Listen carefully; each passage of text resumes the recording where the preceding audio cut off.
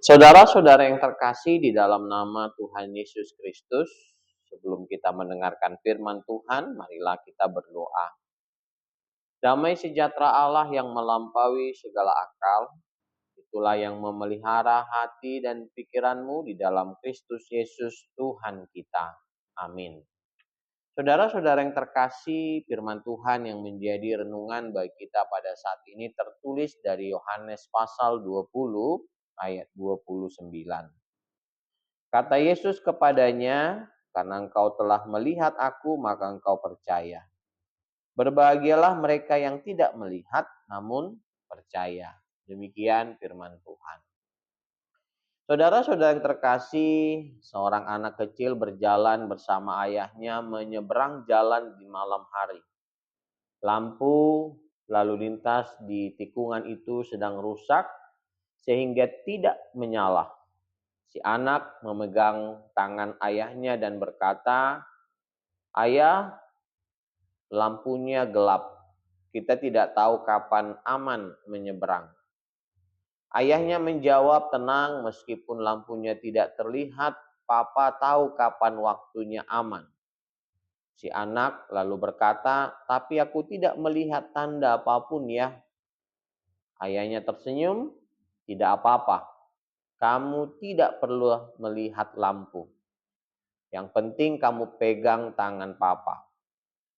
Anak itu pun menyeberang dengan percaya, bukan pada lampu yang tidak ia lihat, tetapi pada ayahnya yang ia kenal.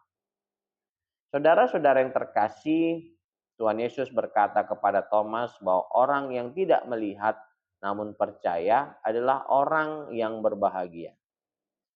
Thomas ingin bukti fisik, ingin melihat dan menyentuh luka Tuhan Yesus baru percaya.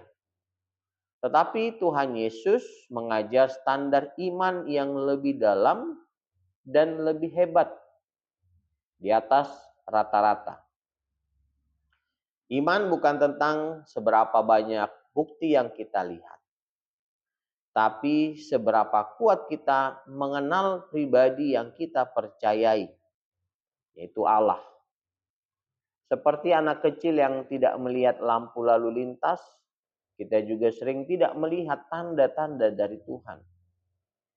Mungkin doa belum dijawab, jalan keluar belum tampak, tidak ada keajaiban yang terjadi, semua terasa gelap dan membingungkan, tetapi Tuhan Yesus berkata, "Berbahagialah mereka yang tetap percaya di saat gelap, yang tidak mengandalkan tanda, tetapi mengandalkan kuasa Allah."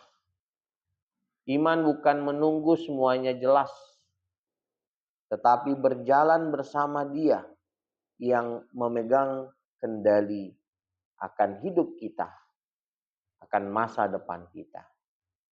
Amin. Mari kita berdoa.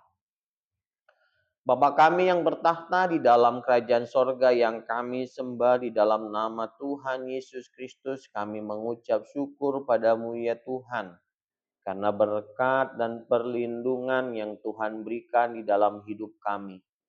Pada saat ini Tuhan, kami telah mendengarkan dan merenungkan firman Tuhan. Mampukan kami di dalam bimbingan Roh Kudus untuk melakukan firman Tuhan di dalam kehidupan kami.